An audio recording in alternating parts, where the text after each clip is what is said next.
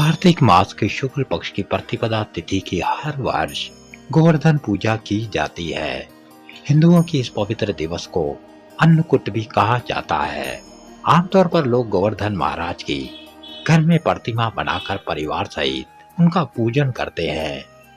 साथ ही अन्नकूट की कथा का श्रवण भी किया जाता है। ये कथा द्वापर युग की है। भगवान कृष्ण बलराम जी के साथ अनेक बालोचित लीलाएं कर रहे थे। एक दिन उन्होंने देखा सब गोप इंद्र यज्ञ की तैयारियां कर रहे हैं। अंतर्यामी भगवान कृष्ण ने नंद बाबा और वृद्ध गोपजनों से इस यज्ञ के बारे में प्रश्न किया तो नंद बाबा बोले, भगवान इंद्र वर्षा करने वाले समस्त मेघों के स्वामी हैं। इनके बरसाए जल से ही समस्त प्राणियों की तृप्ति होती है। इसी जल के प्रभाव से पृथ्वी के गर्भ से जीविकोपार्जन की समस्या का समाधान होता है और गायों को हरा भरा चारा मिलता है। और इसीलिए हम विभिन्न प्रकार की सामग्रियों से हर वर्ष इंद्र देव को प्रसन्न करते हैं। समस्त यज्ञों के एकमात्र स्वामी आदि देव भगवान कृष्ण इंद्र का घमंड तोड़ना चाहते थे। अतः उन्होंने नंद बाबा से कहा, कर्म ही पूजन है। हमें चाहिए कि पूर्व संस्कारों के अनुसार हमें वर्णाश्रम के अनुकूल धर्मों का पालन करते हुए कर्म का आदर करें। इष्ट देव वही है जिससे मनुष्य मात्र की जीविका सुगमता से चले और इसीलिए हमें गौवों, ब्राह्मणों और गिरिराज का पूजन करना चाहिए। इस पर नंद बाबा और समस्त वृद्ध गोपों ने शंका जताई। हमें इसमें कोई संदेह नहीं, परंतु यदि इंद्र क्रोधित हो गए तो कौन हमारी रक्षा करेगा? यदि हम इंद्र यज्ञ के लिए एकत्रित सारी सामग्री यदि इष्ट को चढ़ाए तो क्या वह ग्रहण करेंगे और इंद्र के यज्ञ की तरह इसके बाद हमारी सारी अभिलाषाएं पूर्ण होंगी?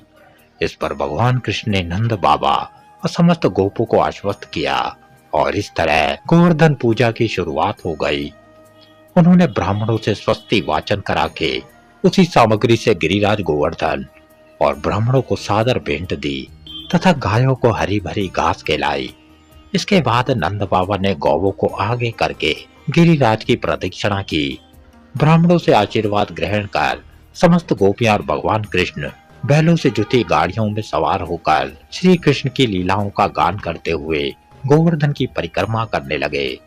भगवान कृष्ण ने भी अपना विशाल रूप धर लिया और गिरिराज के ऊपर प्रकट हो गए और समस्त भोग सामग्री ग्रहण करने लगे। गिरिराज द्वारा भोग ग्रहण करते देख नंद बाबा और समस्त गोपजन अत्यंत प्रसन्न हो गए। नारद जी ने भी इंद्र की जगह गोवर्धन पूजा की लीलाओं का दर्शन किया और स्वभाव के अनुसार इंद्र को इस सारी घटना से अवगत करवाया। इंद्र के क्रोध ने रंग दिखाना शुरू कर दिया। उन्होंने समस्त मेघों को आज्ञा दी कि प्रलयकाली मूसलाधार वर्षा से समस्त गांव को तहस नहस कर दे। इंद्र की आज्ञा से समस्त ब्रज में मेघों ने प्रलयकारी वर्षा शुरू कर दी। हाथी के सूंड के आकार की मूसलाधार बारिश से सारा ब्रजमंडल घबरा गया।